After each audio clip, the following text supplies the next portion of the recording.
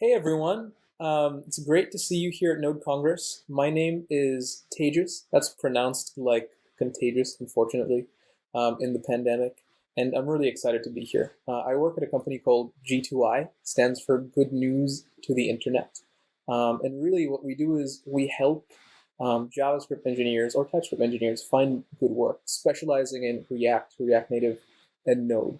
But we also help companies find JavaScript or TypeScript engineers specialize in React Native, and Node. So it's kind of like Tinder, but for JavaScript. Anyway, that's not why we're here. We are here today to talk about infrastructure as code with a focus on serverless Node.js. This is a hot topic. There's a bunch of talks coming up about this, like tomorrow. Slobodan is talking about lambdas in a serverless architecture, and also Colin is talking about AWS CDK. Two talks I highly recommend. I think they're going to be amazing. I'm going to be looking out for them, and I'd encourage you, if you like this talk, stick around for those. But let's get started on this talk by defining the term infrastructure. What do we mean by infrastructure? Because it means different things to different people. What I mean for this talk is all of your tech stuff, your servers, your disks, your databases, your API routers, your gateways, your load balancers, through to your CDN nodes, which serve your static front ends probably. So everything. And let's maybe use an example. So say you have a Lambda function, and it's just a function that does something. You give it an input, it gives you an output. And at some point, somebody's going to want to interact with this function. And so they'll probably want to connect in some way. But allowing access like directly to a function probably isn't the safest idea.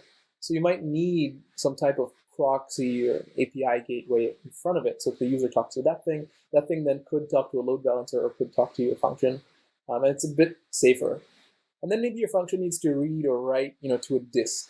But the API gateway shouldn't talk to the disk because the user shouldn't talk directly to the disk. So like your architecture, your infrastructure can get a little bit complicated the more you grow. That's just kind of normal. Things that are alive usually grow. And traditionally, this stuff was, it was managed by like a cloud person or DevOps person, or maybe many people, maybe a team even. But they would largely use the graphical user interface on the web of AWS or Azure or Google Cloud or Heroku or whatever, or maybe a command line interface. But it's usually a largely manual process. And if we're being honest, this graphical user interface can be scary a bit sometimes. And so, more than that, I believe the traditional way just has a few weak points. For example, it's not collaborative. If someone on DevOps team changes like the disk size from 8 gigs to 16 gigs on an EC2 instance, I don't know that it happened unless I ask them. And of course, with enough hacking around and creating audit logs, maybe. But by nature, like kind of out of the box, it isn't geared towards collaboration. It can't be versioned. How cool would it be if I could have like an infrastructure with a bunch of components and load balancers and things, and then I check that into Git, and then I can like time travel to it. I can even revert or commit a new version. You can't do that traditionally. It's largely manual. Like as we just saw, people would usually go in and change components or add new components or remove components by hand.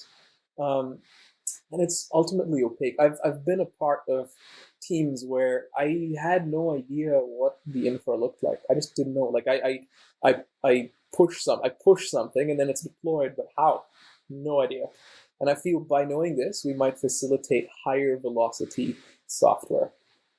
And so I believe there is a better way. I believe there's not just a better way, there is a sexy way. And that is infrastructure as code. And so you might be asking, how is this any sexier than traditional?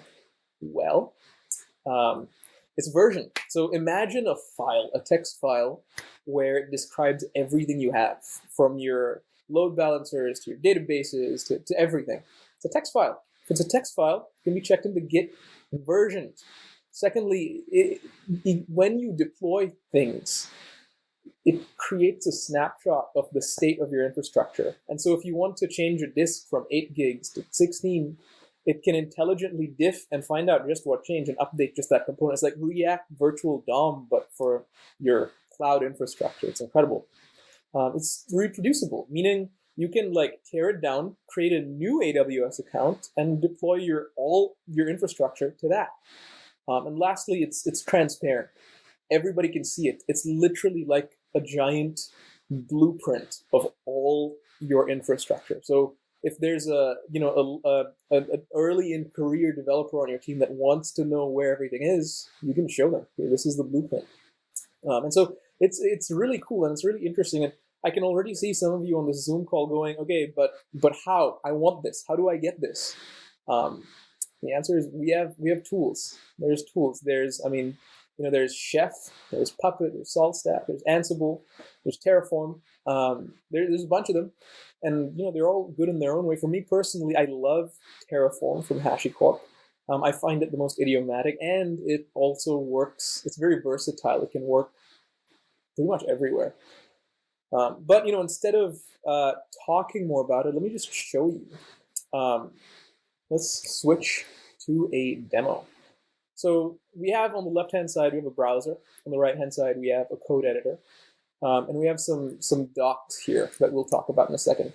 But what are we deploying? Well, we have a Node.js app written in TypeScript that, it's quite basic. It creates a Puppeteer instance. Puppeteer, for those who don't know, is just headless Chrome. It's Chrome without a UI. It visits a page, goes to a URL given to the function, takes a screenshot, and then returns the screenshot, pretty much. This is wrapped in an AWS Lambda handler. It just literally calls the function with a URL from query params and returns it. So it's just a screenshot, nothing special. But of course, it's not deployed. It's just a thing. So how do we deploy this? Well, for starters, let's go into the project and build it. This will give us a zip file that we can then deploy to AWS Lambda. So it's going to create a nice little zip file for us. And in a couple seconds, there we go. We have a bundle. And now let's deploy this. So let's create a file called main.tf. Okay, and that's going to be where we're going to camp out for most of this. So let's actually just get started writing this. We're writing a language called HCL. And that's how you describe all your infrastructure. You start off with a block called Terraform, and you mention, what providers you want. And so I just want AWS, and its source is HashiCorp/AWS. And you might be thinking, what in the world is that? We'll get to that in a second. Also, I'll just kind of write one rule for this provider, and that is I'm going to be in the EU Central 1 region because I'm in Berlin. And then save this. Now, this provider, what is that? Well, HashiCorp, the company that makes Terraform, has a registry. This is literally like an NPM registry. And so I'm saying, hey, go to that registry and get me this module. It's like a node module. And this module allows you to talk to AWS. Now, these providers literally can talk to any backend, Azure, Google Cloud, or whatever. They connect Terraform to some cloud provider's API. And allow you to declaratively describe your infrastructure. So we're working with Lambda, so let's search the docs for Lambda function. That's what I want. And this is really just copy-paste driven development. So I'm just going to copy this basic example here. Whoa. I struggle with trackpads. Okay, so I'm just going to copy this whole thing and paste it here. This is a role that allows us to work in AWS with Lambda. So I'm just going to leave that as it is. And I'm going to change some of these values here. So my file name for my deployment bundle is bundle.zip, as you can see. Function name I don't care about. And this role is accessing it from here. So you can see that the resource name is AWS IAM role. And the resource name that I give it, or the ID, is IAM for Lambda. So it's AWS IAM role.IAM for Lambda.ARN, and that's the role's ARN identifier. The handler is index.handler, because handler is the exported const. So index.handler. And yeah, we don't need this. But what we do need, we don't even need the environment, but what we do need is a bunch of memory. So let's add that. Let's give it a longer timeout. And lastly, we need a layer. in Lambda, layers are like npm modules, and there's one for the version of Chrome we're using. So I'm just going to copy the ARN for this layer, and that's going to allow us to import it without actually shipping all that code, all that node modules with us. Okay, so we have a Lambda. Let's just try and make this exist with Terraform. So I'll do Terraform init, and this will, it's like npm install basically. It's going to go to the registry, and it's going to pull down that thing. And once it pulls down that thing, we can then make real AWS infrastructure happen. While it's pulling that down, as we saw in the presentation, it's not enough to just have someone talk directly to a Lambda. We need an API gateway. So let's quickly map that out. Let's just plan a bit. So we need an API gateway. If you know Lambda, there's some if you know AWS API gateway, there's some concepts here. I don't have time to go into them, but they're all in the docs, I promise. So it just npm installed. That's great. Let's make it exist. So we'll do Terraform apply, and that's going to actually take our declarative file here and map it to real AWS stuff. It's going to create one role and one Lambda. See, so what it's done here is it's created a plan. This plan is going to create stuff. It's going to make a role. You can tell with a plus. And some stuff will only be known after it exists. I'm just going to make a function. This looks good to me. I'm going to say yes. Anything other than yes will be rejected. And it's going to go off and make the infrastructure exist. Very, very exciting. And you can see it's kind of creating here. So anyway, back to planning. We need an API. We need a resource. We need a method. We need an integration. And then we need root methods and root integrations. Yeah, it's a bit complicated to plan APIs. And then we need deployment. We need an invoke permission to have the API invoke the Lambda. And lastly, we need output. So these are the components we need. I may speed through them, but I encourage, they're on the docs. It's just copy paste really. So we can tell it created our stuff. We just can't call it yet because we don't have an API. We're going to fix that. So let's start with the API. What I'm going to do is I'm going to do a resource, AWS API Gateway REST API. That's the name of the resource. And I can give it whatever name I want. So I'll just call it API. And the name is whatever I want. So I'll just call it API. It needs a description, which is, I don't really care. And this is important because we're going to be returning an image. So binary media types is a wildcard of everything. We need a resource as well. And the resource is kind of like just a thing on a path. So AWS API Gateway resource, boom. And we'll call it res, I guess. And it needs a REST API ID, which is the ID of our newly created REST API. It needs a resource ID. Sorry, it needs a parent ID, my bad. It needs a parent ID. And we will dot root resource ID here. And it needs a path part. And this, what we're going to do here, this just says proxy everything from / to whatever integration you have. So it's just a special string for AWS, but that's all we need. And then we need a component. So API Gateway, sorry, not component, method. Okay, AWS API Gateway, we need a method. And we call it met. I don't really have an opinion. And again, it needs a REST API ID. It needs a resource ID, which is our new resource is ID. So .res.id. It needs an HTTP method to work on, and it needs to know if it has any authorization, which in our case, it does not. Okay, time for the integration. So you can see it's just really a bunch of commands. We call this int. And same thing, it needs a REST API ID. It needs a resource ID. It needs the HTTP method, but we'll use the HTTP method from our method. Okay, and then it needs some internal stuff for when it talks to the Lambda internally. So it needs an integration HTTP method, and it's going to talk to the Lambda on post, even though it gets a get. It'll be an internal AWS proxy to another AWS component, which is Lambda. And the URI of this is our Lambda function called test Lambda.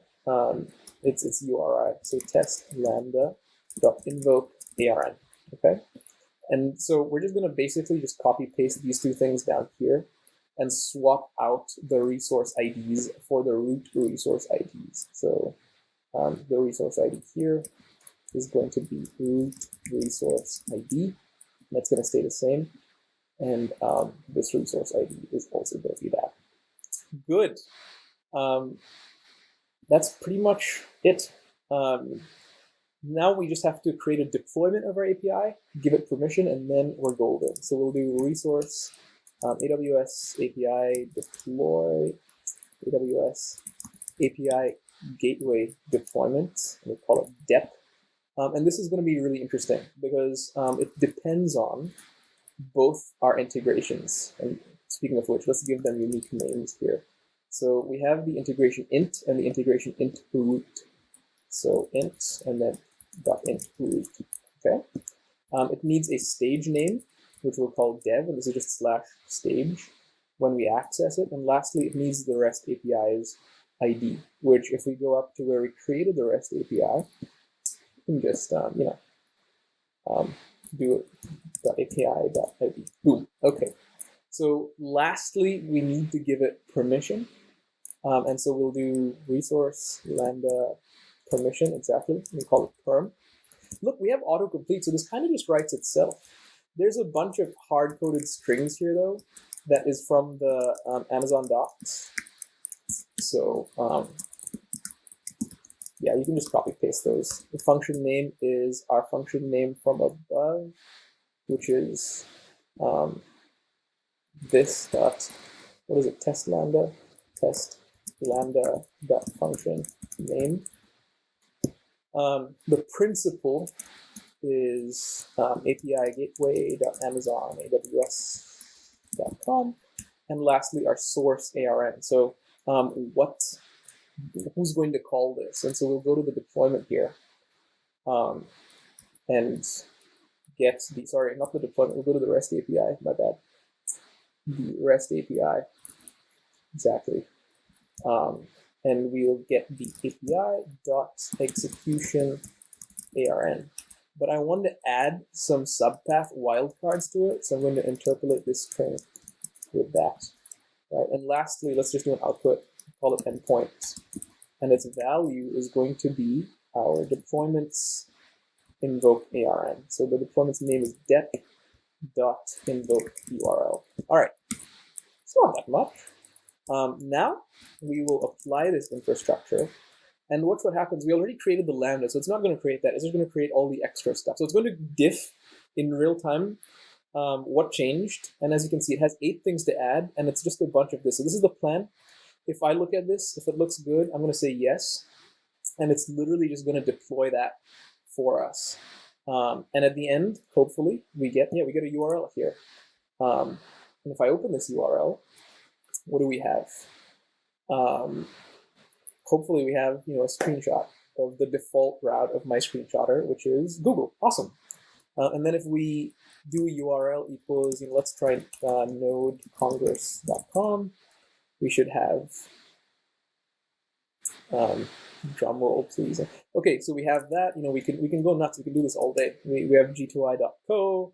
We can do my personal website. So it works. That's it. We just deployed a bunch of AWS Lambda infrastructure with a text file. And if we want to, we can bring it down just as easily. I just do this. I say yes to this. Yes is very important because it can crash everything. But I do that, and boom, it no longer exists. But I could just as well apply it again, and then it exists again. So let's come back to the presentation. So we just deployed Node.js infrastructure without leaving our editor in a way where our team can collaborate, scale, destroy, and recreate as needed. This is the power of infrastructure as code. Let's talk takeaways. Really, I have 4 takeaways for you. I want you to remember, as you leave this talk, I want you to remember MERT. Specifically, mechanized processes, automated processes, tend to always be better than manual processes because they're things you can repeat, iterate, and improve and not have to guess.